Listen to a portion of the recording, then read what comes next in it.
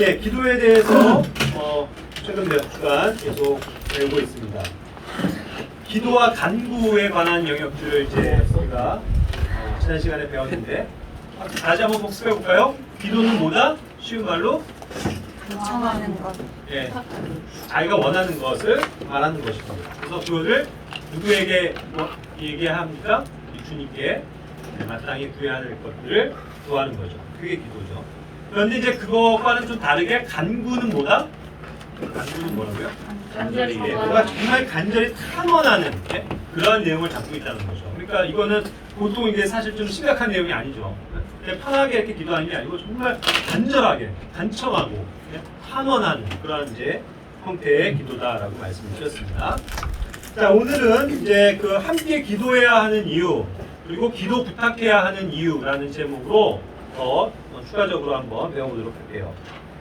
자, 우리는 항상 기도를 부탁하고 또 기도에 동참하는 자들이 되어야만 합니다. 다니엘서 2장 16절에서 19절까지 보면 잘 아실 거예요. 그 내용. 예. 다니엘이 이제 다니엘과 그 동료들이 다 죽게 생겼잖아요. 예? 누갓네살이 꾼 꿈을 막 자기가 해석뿐만은 아니라 그 꿈을 보여라 하면서 그렇게까지 이제 심각하게 이제 얘기를 하는 가운데서 이제 이들 생명을 위협받고 있는 상황이죠. 자, 그랬을 때 이제 다니엘이 용기를 내서 이와 같이 얘기를 하는 거예요. 예? 내가 시간을 주시면 왕에게 그것을 해석해 드리겠습니다. 그렇죠? 그것을 담대하게 전달을 해놓고 그 다음에 뭘 했습니까? 바로 자기가 이게 뭘까 하면서 뭐 스스로 뭐 고민하고 그런 게 아니라 자기 동료들과 함께 뭐예요? 그 사실을 알고 기도하고 있는 거죠. 그렇죠?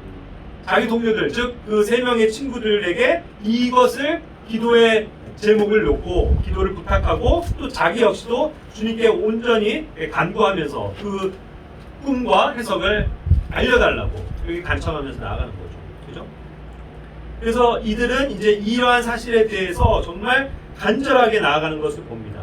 여기서 이제 디자이어라는 말로서 그들이 이제 어떤 그 하나님의 긍휼과 은혜를 지금 구하는 장면에 있어서도 정말 그것을 너무나도 열망하는 그런 어떤 간절함이 배어져 있는 표현이죠. 자, 그렇게 그들이 기도했을 때 결국 하나님께서 응답을 주셔서 그 기도를 들으시고 다니엘에게 꿈을 알려주시고 해석을 알게 해주신 거죠. 그렇죠? 자, 그러니까 항상 우리는 이러한 원리를 통해서 내가 가지고 있는 어떤 중요한 이러한 그 상황에서 그것을 나 혼자만 기도할 것이 아니라 자기 동료들에게 그것을 알리고 함께 기도를 요청하는 그러한 자세가 굉장히 중요합니다. 그리고 그들이 결국 합심해서 기도함으로써 하나님께서 그 기도를 들으셨다는 거죠. 우리는 여기에서 원리를 배워야 돼요. 기도는요, 물론 이제 혼자 하기도 하지만 혼자 해선 또 안 됩니다. 잘 들으세요? 혼자 하는 게 기도지만 그렇다고 해서 혼자로서는 역부족일 수가 있다. 예? 힘이 벅칠 수가 있다는 거죠. 그렇기 때문에 함께 기도해야 되는 어떠한 당위적인 문제가 있는 겁니다. 또 한 구절 볼까요? 에스더 4장 8절 말씀. 예? 자, 여기에서 이제 잘 아실 겁니다. 이제 역시 그 이스라엘에게는 또 굉장한 지금 위험이 닥쳤어요. 그 이스라엘 백성, 유대인 백성들이 다 이제 죽게 생긴 겁니다. 그랬을 때 이제 그 모르드게가 그 당시 왕비였던 에스더에게 그런 사실을 알리면서 간구를 요청하고 있는 장면이거든요. 그죠? 근데 이제 먼저는 당연히 여기서 이제 간구하는 그 요청이 리퀘스트라고도 했고 또 서플리케이션이라고 하는 게 실제로 그 왕 앞에 나가서 그 위의 어려움을 탐원해달라는 개념이거든요. 그래서 서플리케이션이 여기에서 사람에게 쓰여지는 겁니다. 그렇죠? 그러니까 이제 그 왕비에게 네가 그 지금 이 상황에서 가만히 있으면 안 된다. 우리의 이 정말 이 절박한 위기를 빨리 가서 왕에게 이야기함으로써 우리를 위해서 간청해주고 부탁해줘야 된다. 이것을 이제 요청하는 거죠. 그런데 상황을 아시잖아요. 에스더가 그렇게 해서 함부로 나아갈 수 있습니까? 못 나가요. 자기도 왕의 부르심을 받아야 나아갈 수 있는 거지 자기가 먼저 나가고 저 왕 좀 만나겠습니다. 이게 왕비로서도 허용이 안 되는 거였다는 거죠. 그럼 죽는 거란 말이에요. 자, 그렇기 때문에 이제 에스더도 내가 죽으면 죽으리라 하면서 이제 나가는 그 다음 장면이 나오는 거죠. 4장 14절부터 17절까지의 말씀입니다. 자, 그런데 여기에서도 그래서 그 요청을 들었을 때 참 이게 힘든 문제이긴 했지만 에스더는 그 당연한 그 자기가 할 수 있는 일들을 위해서 이제 담대함을 가지고 나아가는 건데 모르드게가 다시 이와 같이 답장을 보냅니다. 답을 보내요. 16절에 나와 있는 것처럼 수산에 있는 모든 유대인들을 함께 모아달라. 거기에 있는 모든 유대인들을 모아달라. 그리고 당신들은 나를 위해서 금식해달라. 금식으로 기도해달라는 거죠. 그래서 사흘 동안 밤낮으로 먹지 말고 마시지도 말라. 이게 대단한 겁니다. 먹지도 말고 마시지도 말라. 이건 굉장히 사실 힘든 거예요. 우리가 금식 기도를 할 때도 금식이 굉장히 어렵고 힘든 거긴 하지만 그래도 물은 마시거든요. 근데 여기서도 어쨌든 마시지도 말라고 그랬잖아요. 먹지도 말고 마시지도 말면서 워낙 이것이 중요한 문제니까요. 그죠? 이 3일 있다가 그 나흘째는 결국 이제 죽음이 임박하는 그러한 시점이기 때문에 어쩔 수 없다는 얘기죠. 예? 어차피 굶어 죽으나 목말라 죽으나 그거가 지나서 자기들이 정말 그 죄송한 표현이라 개죽음을 당하거나 그냥 칼로 그럴 수밖에 없는 위기라는 말이죠. 어떻게 해서든 이 문제를 해결하기 위해서 그들이 금식으로 나갈 수밖에 없다는 거죠. 그러면서 뭐라고 얘기해요? 나도 내 신하들과 함께 그렇게 하겠다. 나도 그렇게 금식하면서 하나님 앞에 은혜를 구하겠다. 긍휼을 구하겠다. 그거잖아요. 그래서 또한 기도를 요청합니다. 예? 이게 굉장히 중요한 사실이라는 거예요. 에스더는 자기의 힘으로 나갔다가는 그냥 자기도 죽임을 당할 수밖에 없는 처지잖아요. 그런데 이 이스라엘 유대인들에게 닥친 그 환난과 그 죽음의 그 위협은 너무나도 이것이 어려운 문제였기 때문에 그들은 정말 3일 동안 내내 금식하면서 기도할 수밖에 없었다는 거죠. 그 간구를 드리는 겁니다. 그리고 그 간구의 기도를 자기뿐만 하는 것이 아니라 자기 일가족만 하는 게 아니라 거기에 속한 모든 살고 있는 유대인들 다 모아라. 그래서 함께 기도한다. 자, 이것이 실현이 된 거예요. 그래서 모든 유대인들은 어차피 칙령이 내려졌잖아요. 자기들이 며칠 있으면 죽는다라는 거예요. 어차피 죽고 다 빼앗길 거 하나님 앞에 매달리자 해갖고 모든 백성들이 이제 무릎을 꿇고 금식하며 기도하기 시작했습니다. 부르시는 거죠. 그랬을 때 하나님께서 그 기도를 들으시고 어떻게 돼요? 하만의 그러한 상황을 역전시켜서 하만이 처형을 당하게 하고 이스라엘 유대인들에게 엄청난 구원과 복을 허락하셨죠. 하나님께서 그 기도를 들어주셨다는 거예요. 근데 여기에서도 우리가 원리를 배우죠. 나 혼자서 기도할 게 아닙니다. 나 혼자 기도해서 되는 게 아니에요. 전적으로 하나님 앞에 매달리는 그 기도를 다 함께 드릴 때에 역사하는 힘이 크다라는 것을 배우는 거죠. 이것은 결국은 우리 시대에 적용을 해봐도 마찬가지입니다. 온 교회가 하는 그 합심하는 기도, 함께하는 기도, 그것이 여러 가지 그 불가능한 상황, 또 어려운 상황을 이길 수 있는 가장 능력 있는 그러한 실천이 된다는 것이죠. 이와 같이 기도를 자기만 하는 것이 아니라 주변 사람들만 하는 것이 아니라 모두가 함께 드리는 그 기도를 하나님께서 기뻐하시고 또 그것을 요청하고 함께 부탁해서 함께 기도하는 것은 대단히 중요한 일이라고 말씀을 드리는 거예요. 우리는 때로는 우리가 가진 그러한 기도의 제목들을 긴급히 또한 알리고 그것을 함께 기도해야 될 필요가 그렇기 때문에 있습니다. 로마서 12장 12절 말씀을 읽어보면요. 소망 중에 기뻐하고 환난 중에 인내하며 늘 절박하게 기도하고 라고 주님께서 말씀하십니다. 여기서도 절박하게 기도한다는 표현이거든요. 근데 이것이 뭐냐면 instant in prayer. 인스턴트. 자, 인스턴트는 뭐죠? 우리가 아는 것처럼 즉시 해먹는 밥 이런 것들 다 음식들이 인스턴트 음식이잖아요. 인스턴트는 빨리 급하게 해가지고 먹을 수 있는 그런 것들 뜻하잖아요. 인스턴트. 맞아요. 빨리 절박하게 즉시로 해야 되는 어떠한 그런 기도의 상황이 우리에게 온다는 거죠. 이걸 이제 절박하게 기도한다는 표현으로 썼지만 사실은 인스턴트라는 말은 그 즉시로 하나님 앞에 나아가고 기도해야 된다는 뜻이죠. 그것을 함께 알리고 함께 기도하는 것. 그래서 우리는 어떠한 경우에는요, 이렇게 즉시로 빨리 기도해야 되는 그 기도의 타이밍이 중요한 거예요. 나중에 기도하지 뭐. 나는 절박해 갖고 형제자매님들에게 막 알립니다. 형제자매님들 이것을 위해서 기도해 주세요 하고 기도의 제목을 올리면 우리들의 반응이 네 기도할게요 라고 말은 하고 한참 지나서 다음날 기도하고 아니면 이게 내 일이 아니다 보니까 내가 하는 일을 다 하고 나서 집에 와서 이제 좀 쉴 때 그때 생각나서 기도한다? 이게 아니고요. 어떠한 기도는 굉장히 급박하게 돌아간다는 거예요. 그런 우리의 기도 제목들이 있거든요. 교회에 알리는 거죠. 선생님들 제가 지금 이런 상황이 있습니다. 정말 속히 기도해 주세요 하면 어떻게 돼요? 그 기도를 듣는 즉시 뭐예요? 네 알겠습니다 하고 바로 함께 기도하는 거예요. 바로 그게 급박하게 돼야 되는 기도예요. 그리고 그런 기도의 요청들이 분명히 있다는 거죠. 그렇죠? 내가 하는 일들 다 그냥 끝내놓고 내가 생각나면 기도하겠습니다. 이런 태도는 옳은 게 아니에요. 항상 형제자매님들의 기도의 제목이 올라왔을 때 네 알겠습니다 하고 바로 기도하는 거예요. 우리 가끔은 또 그런 것도 필요해요. 그래서 어떤 전화상에서 형제자매들과 통화를 하다가 선생님 제가 지금 이런 일이 있습니다. 함께 기도해 주세요 라고 하면 네 알겠습니다 하고 기도를 끊고서 나중에 기도하려고 하지 말고 그럼 그 즉시에 그럼 우리 같이 기도할까요? 그래서 통화를 하면서 함께 기도하는 거예요. 그렇죠? 그것이 어떻게 보면 아주 긴박하게 되어지는 그러한 기도의 능력이 되기도 합니다. 자, 중요한 것은 뭐냐면 기도를 부탁해야 된다는 사실이에요.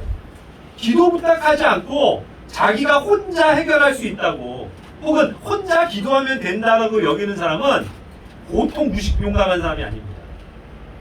이건 올바른 자세가 아니에요. 그럼 굉장히 교만한 겁니다. 그렇지 않을까요?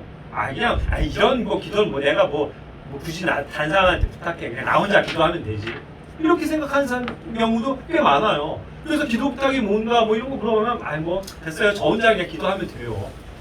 과연 그래요? 이거 정말 교만한 거예요. 예? 자기가 혼자 기도하면 된다라고 생각합니다. 왜 교회를 주셨습니까? 왜 함께 기도하는 지체가 중요하고 옆에 있는 거예요? 함께 기도하자는 거잖아요. 그런데 나의 기도의 제목을 이건 너무 시시콜콜해서요 안 알릴게요 이게 아니에요. 뭐가 됐든 우리의 기도 제목을 함께 나누고 함께 기도해 주기를 바라는 것, 그것은 굉장히 중요한 원리라는 거예요. 그렇지 않으면 우리는 철저하게 실패할 수밖에 없어요. 나 혼자만의 기도? 글쎄요 그게 그렇게 어떻게 보면 항상 그게 간절하고 영적이고 항상 신실하게 할 수 있을까요? 그렇기 때문에 나 자신의 연약함을 알기 때문에 다른 사람들이 해주는 그런 기도도 또한 필요한 것입니다.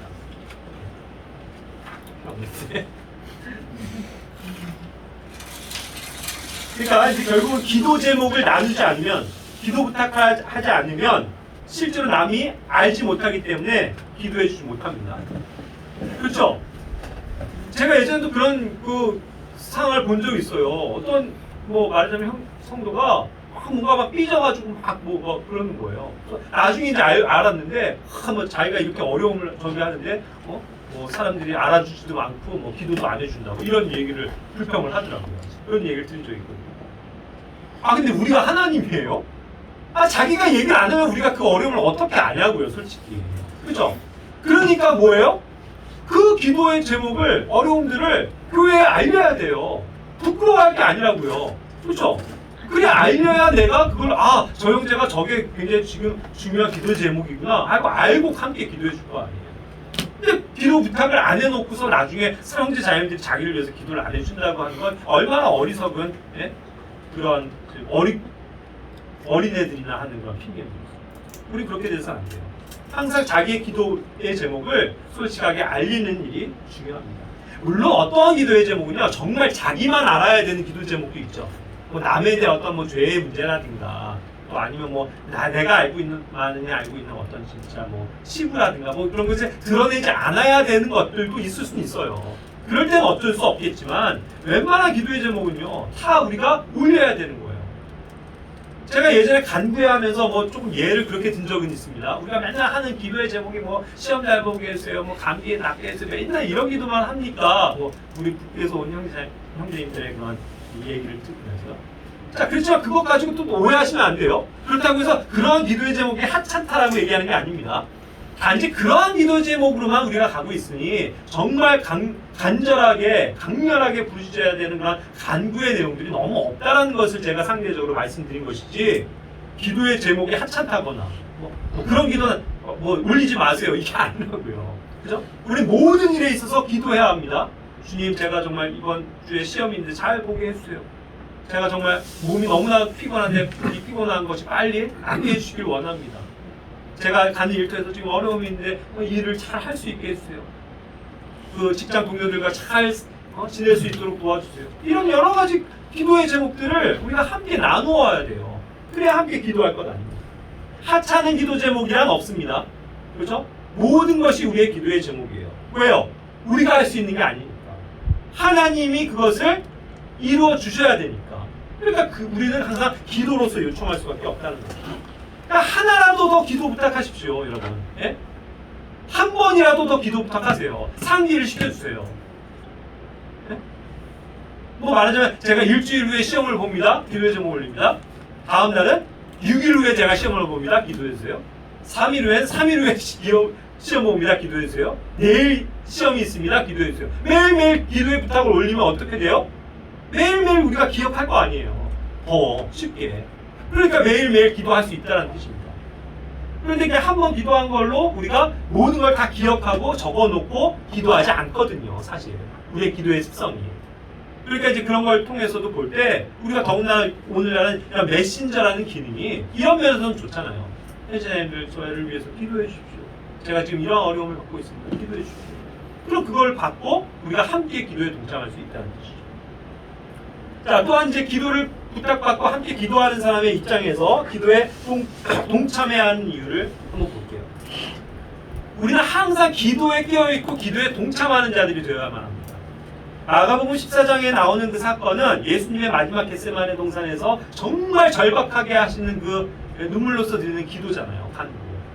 그때 그 마음이 얼마나 힘드셨습니까? 너무나도 혼이 괴로우신 상태로 기도를 하셨거든요. 그때에 그분께서 그 아끼던 제자 3명을 이끌고 가셨어요. 그래서 저만치에 떨어져 있게 하시면서 자신의 기도를 듣게 하셨고 또 가면서 부탁을 하셨잖아요. 너희가 깨어있으라고. 그렇죠? 깨어있으라고. 그러면서 38절에서 너희가 시험에 빠지지 않게 하기 위해서 깨어 기도하라고 말씀하셨거든요. 우리가 기도하지 않으면 시험에 빠진다는 거예요. 기도하지 않으면 자꾸 잠에 빠집니다. 기도하지 않으면 자꾸 나태해지고 게을러져요. 경각심이 사라져요. 그렇죠? 그렇기 때문에 깨어서 기도할 때라는 거거든요, 지금. 더군다나 이 정말 그 위급한 상황에서 주님이 이제 곧 가시는 그 마지막 날 밤에 최소한 그때만이라도 그들이 무릎을 꿇고 정말 간절히 주님과 함께 동행하면서 기도하고 하나님의 뜻이 이루어지기를, 주님께서 그 순종의 길을 감사함으로 잘 가시기를. 물론 이제 그들은 잘 그것을 깨닫지 못했지만, 그리고 자기들에게 닥칠 그 불안과 염려와 공포를 주님께서 평안으로 바꾸어 주시기를 위해서 기도했었어야 되잖아요. 하지만 그들은 어땠습니까? 3번이나 그런 기회를 주셨건만 기도하지 못했죠. 그렇죠? 그리고 기도하지 않고 대신에 뭐 했어요? 너무나도 졸려갖고 그냥 잠에 빠졌다는 거예요. 그럼으로써 그들은 결국 주님이 원하시는 그런 뜻을 이해하지 못했다는 거죠.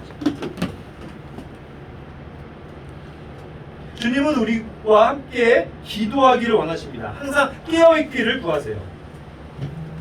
그럴 때 또한 우리는 하나님의 뜻을 알 수 있기 때문입니다. 그렇기 때문에 기도의 적은 항상 우리의 육신의 연약함이라는 걸 기억하시기 바랍니다. 우리가 기도하기를 원하죠. 누구 하나 여기서 제가 하나님께 기도하기를 원하지 않는 사람이 있습니까? 기도의 삶을 살고 싶죠. 그런데 우리의 육신이 약하다는 거예요. 우리의 육신은 약해서 꾸벅꾸벅 좁니다. 기도하다가도 저도 그럴 때 있어요. 너무 막 졸려갖고 기도하다가도 순간 졸 때도 있고. 우리가 정말 더 이른 새벽에 일어나서 기도해야 하건만 일찍 일어나지 못하는 우리의 연약함, 밤에는 또 피곤해서 기도하지 못하는 것, 그런 여러 가지 육신의 연약함들이 있다고요. 그런데 그것을 이기고 우리가 항상 기도에 깨어 있어야 될 것에 대해서 주님께서 말씀하고 계시다는 거죠. 우리는 항상 그 기도에 동참하는 자들이 돼야 됩니다. 자, 그랬을 때 뭐예요? 그들이 기도에 깨어 있었다면 주님의 심정을 더 이해할 수 있습니다. 그렇죠? 주님의 마음을 그들이 품을 수 있다는 거예요. 성령님께서도 그것을 위해서 우리를 위해서 중보하시는 분이십니다. 그것이 성령님의 가장 크게 하시는 일이죠. 우리의 구원을 확증해 주시는 일이 첫 번째고, 두 번째 뭐냐면 우리를 위해서 말할 수 없는 신음으로 항상 기도해 주시는 거예요. 간구해 주시는 거죠. 로마서 8장 26절, 27절. 우리의 육신의 약함을 돕기 위해서 성령님은 늘 항상 신음하면서 중보하고 계십니다. 그죠? 그러니까 성령님의 음성은요, 항상 뭐냐면 깨어서 기도하는 영이에요. 이해하세요? 성령님은요, 기도하시는 분이거든요. 그러니까 우리가 성령이 내주하고 계신 성령을 깊이 있게 체험하는 사람들은 이 기도의 삶이 충만한 삶이겠죠. 그렇죠? 성령의 충만한 삶을 산다는 것은 곧 기도에 열심히 또 드려지는 삶을 이 얘기도 할 수 있다는 거죠. 그렇죠? 어떻게 기도가 빠진 신앙생활이 온전한 삶이겠습니까? 그러니까 우리는 항상 기도와 간구 속에 깨어있기를 힘써야 된다는 사실이죠. 걸어가면서도 기도합니다. 차를 타고 가면서도 기도할 수 있어요. 그렇죠? 그리고 우리가 남는 시간에 골방으로 들어가서 정말 중요하게 해야 할 그런 간구의 내용들을 주님께 아뢰며 간구해야 되겠죠. 형제 자매님들의 기도의 요청을 듣는 순간 네, 함께 기도하겠습니다 하면서 그 즉시 기도하는 거죠.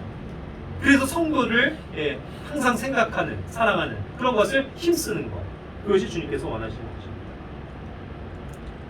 자, 그리고 이와 같이 이제 우리가 또 함께 기도해야 된다고 그랬는데 그 합심하는 기도의 능력이 얼마나 클까요? 마태복음 18장 18절 19절은 또 다른 측면에서 교회의 기도와도 연관이 되어지는 것 같습니다. 물론 이것은 이제 또 환란 시대에 어떠한 교리적인 것으로 우리가 이해할 수 있는 영역이지만, 어떠한 일을 놓고 함께 그 성도들이 정말 그것을 위해서 기도하는 거예요. 하늘에서 그들이 묶는다라고 하면 묶이고 땅에서 푼다라고 하면 풀릴 정도로 강력한 그런 기도에 힘쓰는 자들이 이러한 시대의 기도의 능력인 거죠.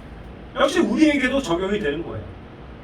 19절에 말하지 않습니까? 너희 중에 두 사람이 자기들이 구할 어떤 것에 대하여 땅에서 한 마음이 되면, 한 마음으로 함께 기도하면 하늘에 계신 내 아버지께서 그들을 위해 그것을 행하시니라. 그죠? 어떤 기도의 제목들을 놓고 우리가 함께 한 마음이 돼서 기도할 때에 하나님께서 분명히 그 기도를 듣고 계시고 들어주신다는 거죠. 저거 수락 눌러주세요.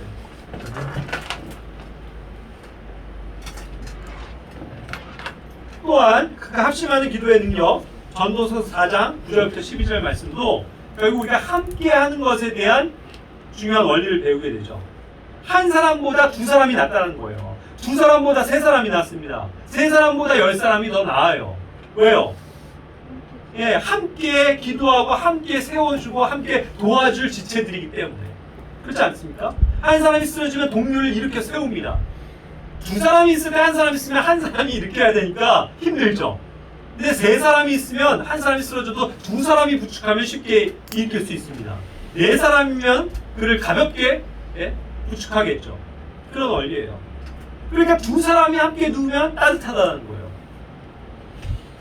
이거 정말 맞습니다. 두 사람이 누우면 되게 따뜻해요.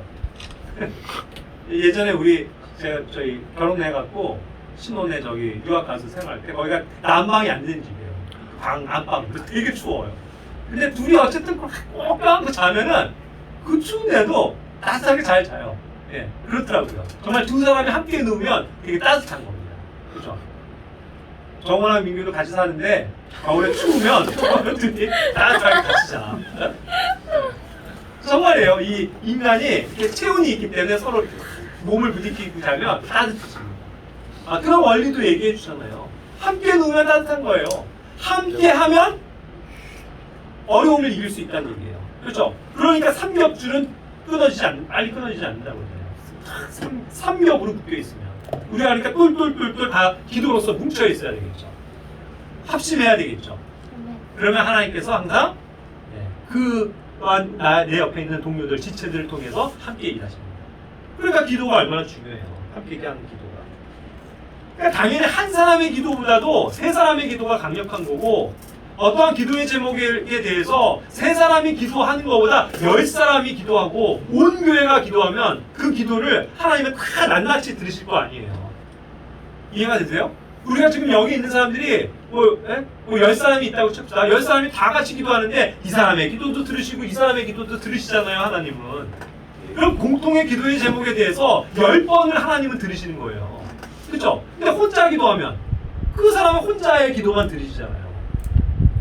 10명이 간청하고 신원하는 게 유리합니까? 한 사람입니까? 그래서 간구가 탄원이라고 그랬죠. 탄원 섰을 때 사람들 몇 명 모아요? 고작 2-3명 가지고 탄원서 써갖고 돼요? 제발 좀 탄원 이거 좀 해주십시오 하고 서명 받아갖고 막 100명, 200명, 1000명 모아서 가야 탄원서가 효력을 발해요. 안 그래요? 그게 간구의 원리라고요. 함께 기도해야 되는 이 당위성, 그 파워, 그것에 대해서 우리가 생각해 볼 수 있는 거예요. 자, 그래서 이러한 중보의 기도는 결국 서로를 돕는 것이다라고 말씀드릴 수 있어요. 고린도후서 1장 11절 말씀입니다. 너희도 우리를 위해 기도로 함께 돕고 있나니 이것은 많은 사람을 사용하여 우리에게 베푸신 선물로 인해 많은 사람이 우리를 대신하여 감사하게 하려 함이라. 아멘. 자, 여기서도 그 기도의 원리를 얘기합니다. 우리를 위해서 너희가 뭐 한다고요? 기도로 함께 돕고 있다. 바울이 저 멀리 떨어져 있어도 그 고린도 교회 성도들이 바울을 위해서 기도해주면 그들이 자기를 뭐라고요? 돕는 것이 된다는 거예요. 기도로서 다른 성도들을 돕는 겁니다. 많은 사람을 사용해서 하나님은 이 일을 이루시는 거예요. 여러분, 그렇기 때문에 다른 사람들을 위해서 우리가 함께 기도해줘야 됩니다. 그게 뭐라고요? 다른 사람들을 돕는 일이라고요. 여러분들은 서로 성도들을 어떻게 돕고 계세요? 물론 여러 가지 이 방법이 있죠. 물질로서 돕는 것도 있고 실제로 몸으로 도와주는 일들도 있고 거들어주는 일도 있고 여러 가지가 있을 거예요. 근데 기도도 그 한 단편이라는 거예요. 내가 멀리 떨어져 있어도 그 형제를 위해서 기도해주면 내가 그 사람을 도운 거예요. 내가 지체를 도왔는데 사랑으로 도왔는데 주님께서 보상 안 하실까요? 보상하시죠.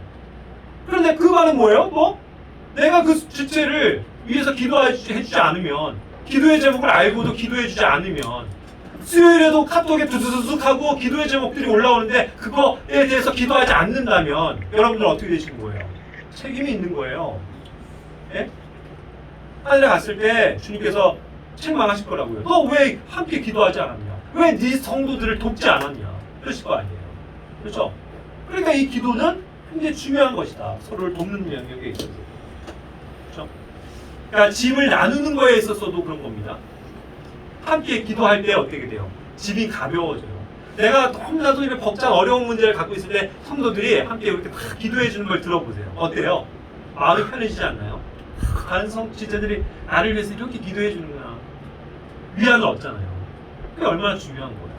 그러니까 교회는 항상 기도에 힘쓰는 그러한 지체들이 돼야 된다는 뜻이죠. 자, 모든 기도의 제목의 범위를 추격해 볼게요. 그것은 혼과 영과 몸의 영역입니다.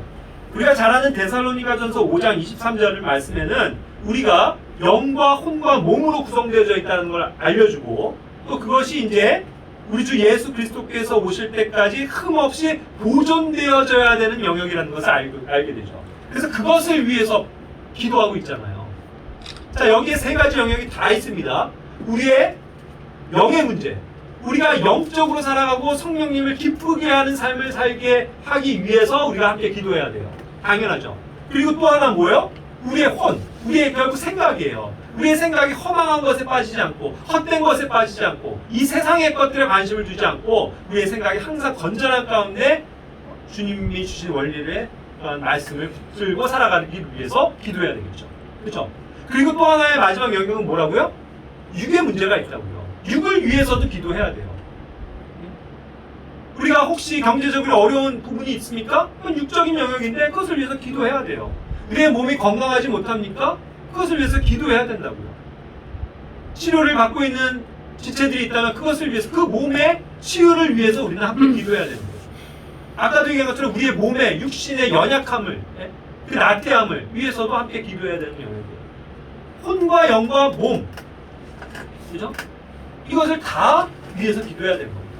그러니까 영적인 기도의 제목도 있을 거고, 우리의 살아가면서 어떤 생각의 문제 때문에 드려지는 혼의 기도의 영역도 있고, 당연히 몸에 대한 그러한 기도의 제목도 있을 수 있는 거죠. 그러니까 이것을 우리는 구분하지 않고 다 올리는 겁니다. 그래서 함께 기도하는 거예요. 25절에도 얘기하고 있죠. 권면합니다. 형제들아, 우리를 위해 기도하라. 우리를 위해 기도하라. 그 명령이 우리에게 중요한 것입니다. 자, 모든 성도를 위한 기도와 복음의 증거를 위한 기도가 있는데, 이것은 더욱더 특별하고 중요한 거죠. 우리 항상 기도와 간구를 드릴 때에 어떠한 그 복음의 문이 확장되어지기를, 복음이 알려지기를, 어떠한 혼들이 구원받기를 위해서, 그것을 위해서 정말 끊임없이 기도하고 우리가 함께 기도해야 되는 영역이에요. 에베소서 6장 18절 19절에서도 얘기합니다. 골로새서 4장 2절 3절에서도 기도와 또 감사를 드리면서 항상 하나님의 그 복음의 문이 열리기를 위해서 기도해야 되는 것이죠. 데살로니가 후서 3장 1절 2절에서도 우리가 정말 항상 기도하되 하나님의 그 말씀이, 복음의 말씀이 정말 자유로운 행로를 가져서 그것이 잘 전파되어지기를 위해서도 기도하지 않습니다. 그러니까 이러한 복음의 증거를 위한 그런 기도가 정말 중요한 기도의 제목, 간구의 기도의 제목이 와야 된다는 거예요. 실질적으로 적용해 볼게요. 우리는 우리가 알고 있는 세계 선교의 현장들을 위해서 기도해야 합니다. 저 이슬람권에서 복음을 사역하는 분들을 위해서도 기도해야 되고, 저 러시아에서, 중동에서 그런 일들을 하는 분들을 우리가 알고 있다면 그들을 위해서 기도해야 돼요. 물론 보편적으로도 세계 선교를 위해서 기도하십니다. 또 북한의 그 동포들을 위해서 수고하는 그러한 사람들을 위해서도 우리는 알고 있는 한 기도해 줘야 됩니다. 그렇죠? 그리고 또 뭐요? 우리 주변에 있는 혼들이 구원받기 위해서, 내 주변에 있는 사람들에 대한 기도의 제목을 그래서 구체적으로 우리는 알려야 돼요. 함께 기도해야 합니다. 그러한 대표적인 우리가 함께 기도하는 것이 뭐죠? 매일같이 기도하는 게 우리 사랑하는 지체분들의 가족 구원을 위해서 우리 매일 기도하잖아요. 네? 매일 기도하세요. 매일 기도해야 돼요. 그렇죠? 그래야 우리가 다른 건 못 도와드려도 그분들을 위해서 돕는 거가 되는 거예요.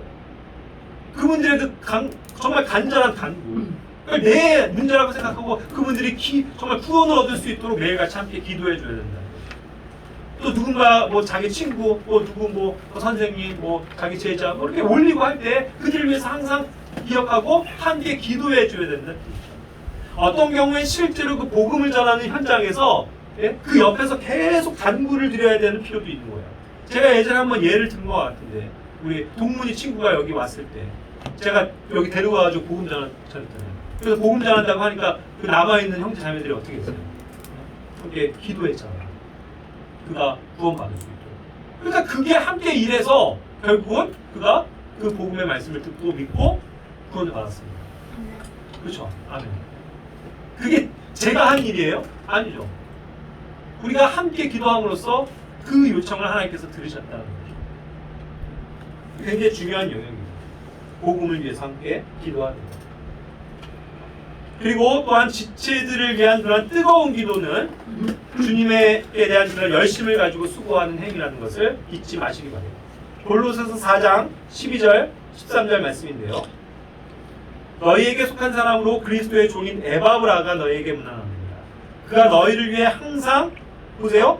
기도로 뜨겁게 수고하나니 이것은 너희가 하나님의 모든 뜻 안에서 완전하고 완벽하게 서게 하려 합니다. 그가 큰 열심을 가진 것을 여기서 이제 증언하고 있다고 13절에서도 얘기합니다. 보세요. 너희를 위해서, 그 성도들을 위해서 항상 기도로 어떻게 해요? 뜨겁게 수고한다. 뜨겁게. 항상 정말 뜨겁게 기도함으로써 그 뜨거운 형제 사랑을, 그 수고를 행한 사람, 에바브라를 얘기하는 거죠. 우리 그러한 사람들이 돼야 되는 거예요. 다른 성도들을 위해서 정말 끊임없이 기도하는 사람이 되고 있습니까? 그것이 주님 안에서의 뜨거운 수고가 된다는 거죠. 우리가 주님 앞에 섰을 때 보상받을 수 있는 일들은요, 사실 굉장히 많아요. 예? 굉장히 많아요. 우리가 실천할 수 있는 게 너무 많다니까요. 앉아있는 곳에서 기도하세요. 그 성도들을 위해서 뜨겁게 기도하시라고요. 그럼 그것이 그 성도를 돕는 것이 되고 내가 뜨겁게 그를 위해서 수고하는 행위가 되잖아요. 기도가. 저는 주님 앞에 섰을 때 그냥 보상받을 게 별로 없을 것 같아요. 이런 걱정들 많이들 가끔 듣는데 그럼 왜 걱정하세요? 기도만 하더라도 이렇게 좋은 주님의 복을 누릴 텐데. 그렇죠? 그래서 우리가 항상 지체들 위해서 뜨겁게 기도하는 그런 사람들이 됩시다. 네. 자, 또 하나의 영역을 말씀드릴게요. 이제 형제님들 잘 보시기 바래요. 형제님들. 디모데전서 2장 8절. 형제님들 한번 읽어볼까요?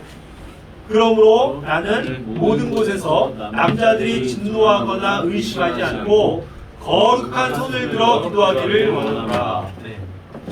남자들이요, 진노하거나 의심하지 않고 뭐라고요? 거룩한 손을 들어 기도하기를 원합니다. 제가 이렇게 손을 들고 있지만 이 손이 거룩합니까? 네? 이 손 자체는 거룩하지 못해요. 이 죄덩어리인 육신이 뭐가 거룩해요. 하지만 우리가 정말 마음을 다해서 하나님께 정말 손을 들고 기도할 때에, 예? 이 기도할 때에 이 손이 어떻다는 거예요? 거룩한 거예요. 그렇지 않습니까? 그러한 기도에 우리가 힘써야 한다는 사실이죠. 형제님들이 특히 힘써야 되는 것입니다. 오늘날 교회의 현상들은요, 기도회를 가건 뭘 하건 보면 죄다 자매들이에요. 여자들이 많아요. 그래서 여자들이 열심히 막 기도하고 막 합니다. 근데 남자들은 그냥 생활하기 바쁘고 사회생활하기 바쁘고 피곤하고 그래서 기도회 모임에 별로 참여들 안 해요. 그런 경우가 많아요. 그리고 정말 기도 열심히 하는 분들이 보면 제가 신앙생활 하면서도 경험하지만 교회에 보면 항상 자매님들이 열심히 기도하세요. 근데 형제님들은 항상 기도가 약해요. 우린 그렇게 돼서는 안 됩니다. 물론 이건 경쟁하는 건 아니지만 남자들도 정말 그 하나님께서 원하시는 그 거룩한 손을 들고 기도하기를 원하시잖아요. 우리가 기도하는 자가 되기를 원해요.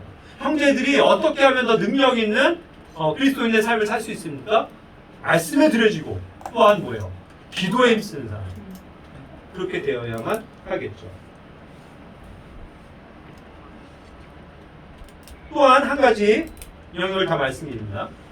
이 지금 기도에 손을 들고 있는 장면을 할 때 제가 이 말씀이 생각이 나더라고요. 출애굽기 17장에 있는 사건. 뭐냐면 여호수아가 아말렉과 이제 싸울 때에 여호수아는 열심히 나가서 싸웁니다. 싸우는 용사는 그 대장은 여호수아예요. 여호수아가 가서 열심히 싸운 겁니다. 그것을 위해서 모세가 뭐 하는 거예요?